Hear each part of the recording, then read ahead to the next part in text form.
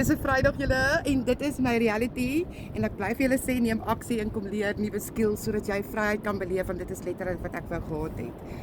Ek is altyd hierdie bubble in my en partykeer raak ek net rustig veral as ek hierdie tipe weer sien. Maak dit jou nie net rustig nie.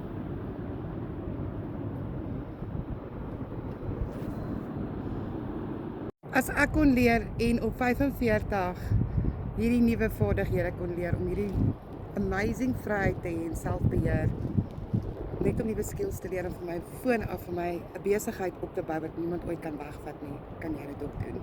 En ek wys vir jou stap vir stap as jy aksie neem, want om nie aksie te neem nie is ook 'n keuse. Om te bly waar jy is ook 'n keuse. Wil jy daai bucket list 'n reality maak en hom begin aftik?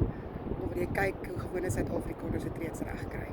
As jy meer wil weet, kommentaar vir my info. Ek kry 'n gratis guide nog hierdie naweek by jou uit. En jy gaan daardeur en jy sien of dit dalk vir jou is of nie. Want glo my, ek kyk nie 'n dag terug nie.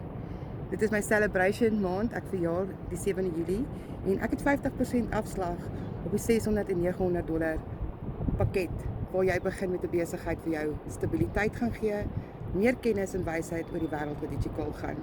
En jy gaan sien dat jy vryheid kan beleef soos hierdie. Lekker Vrydag julle.